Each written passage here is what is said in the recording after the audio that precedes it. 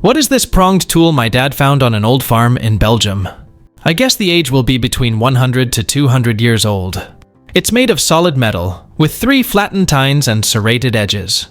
Around 51 centimeters or 20 inches long, 13 centimeters or 5 inches wide, with no maker's mark or any writings I can find on it. My initial thought was a rug beater, or for castration maybe. Any ideas what it might be for? It's a 19th century eel spear, designed in such a way as to hold the eel in between the tines without damaging it. And it's supposed to be mounted on a long pole. At night, you take a lantern and your eel spear and set out in a boat to hunt for eel. The eels are caught with a spear whilst they are lying in the mud. The shape is specifically designed to penetrate thick mud where eels might lie.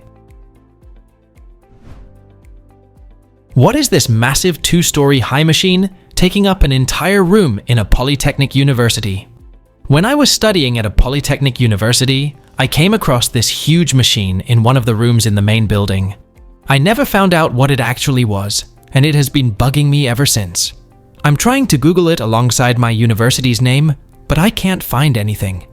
I can't say the university's name because, who knows, maybe it's supposed to be a secret or something. Does anyone know what this machine is and what it might be used for in a polytechnic institute or university setting? It's a Cockcroft-Walton generator from the Department of High Voltage Techniques and Electrophysics.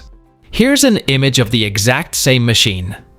It is an electric circuit that generates a high DC voltage from a low voltage AC. It was named after the British and Irish physicists John Douglas Cockcroft and Ernest Thomas Sinton Walton, who in 1932 used this circuit design to power their particle accelerator, performing the first accelerator-induced nuclear disintegration in history. It looks like somebody left a very important door unlocked. You probably shouldn't have been able to get in there without knowing what it is, let alone without knowing whether the electrodes were safely discharged and grounded. What is this glove or tool found at an antique store in southwest Colorado? Possible Native American origin and weighs 25 to 30 pounds. The store owner didn't know what it was, but he had tried to figure it out as well and had asked a handful of other collectors and dealers.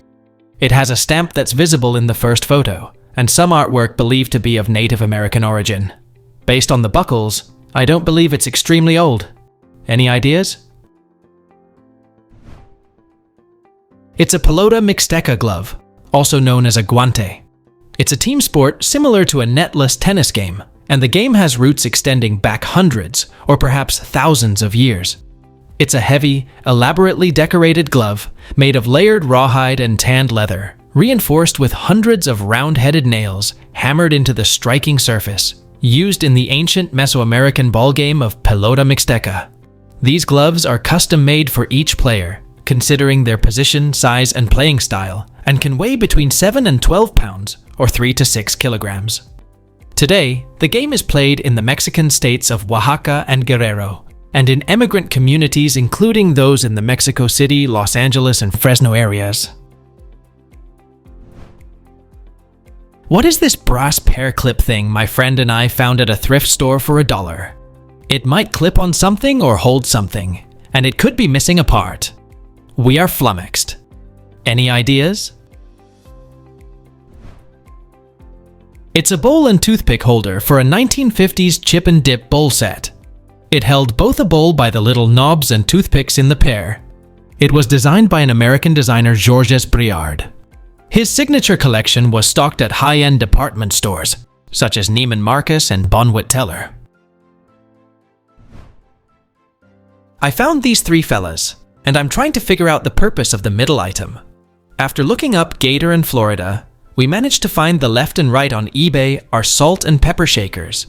From searching, we know it's porcelain, glazed finished, and they are from the 1960s, so I'm assuming the middle piece is too. There are no chips or wear, and made in Japan from the sticker on the bottom. Has anyone seen such a thing or knows its purpose? It's a 1950s to 60s ceramic alligator measuring spoon holder, a mid-century era vacation souvenir. Here's another one on Etsy. It holds 4 plastic measuring spoons that fit into his back. What is this? Some sort of metal machinery found with a metal detector on a historical property. My friend found this near his house in southern Rhode Island with a metal detector. The house is near a historic railroad, is about all that comes to mind for how old it is. If anyone has info, please share. It's the back half of an ahuga horn for a 1910s to 1920s car. I have one of those car horns in working order. It became more commonly known as the ahuga horn from the sound it generates. Inside the cylinder housing is a spring steel diaphragm. When the top is pressed down, engaging the teeth that are engraved in the metal, they rotate through a cogwheel, and an ahu sound is made. The ga is made as the wheel slows down. The Stewart Warner Speedometer Corporation, based in Chicago, Illinois, produced these horns that became synonymous with the Ford Model T. Prices ranged from $5 to $7 through the 1910s. What is this thing found in a bed and breakfast in northwest Arkansas? The top feels like stainless steel, and the bottom seems like wrought iron. It makes a nice tray for keys and sundry items as you walk in the door. Does anyone here have any idea? It's a 1930s Coke and hair shampoo basin tray, used during hair washing, and usually placed at the back of a reclining chair to collect water while the customer leaned back for a shampoo. These trays were adjustable, or on a pivot arm, so they could be swung into position and moved out of the way easily. It was made by the Koken Manufacturing Company in St. Louis, Missouri, a leading maker of barber chairs and related equipment. I saw this thing in a pottery in Germany, and even the owner doesn't know what it is, and he put a sign asking his customers for suggestions. There's a metal sign on the handle of this tool that contains the name of the manufacturer. I think it says Köppner and Company, Eisenwaren, and Niesky. Niesky is a town in Saxony, Upper Lusatia, and it's known for its traditional fermented dishes, like sauerkraut and pickled cucumbers. Maybe this tool is related to that. Does anyone know what this thing actually is? This tool is actually a veneer shaping press. It was patented on October 7th, 1933 by Alwin Franz of Somborn-Gelnhausen, Germany. It was used with bands to apply uniform pressure around curved wood edges in order to glue a wood veneer to its surface. Here, it shows how several of these clamps can be used with one extra wide band with multiple attachment points to glue a veneer to a long wooden piece. And then they are hung, taking into account the respective curve shape and size, selecting one of the hooks into the round iron bars, provided for this purpose at the indentations or cutouts of the strip steel profiles. Clearly, more than one is normally used. What is this gilded metal or brass thing found in an old house? It is very heavy and you can put it together, but it doesn't fit very well. It measures about 5 by 4.5 by 3.25 inches, and it has a little hook on the standing part. It looks like a candle holder, or maybe it used to hold a picture. Any ideas? Please let us know down in the comments. Thanks for watching. Let's make life fun.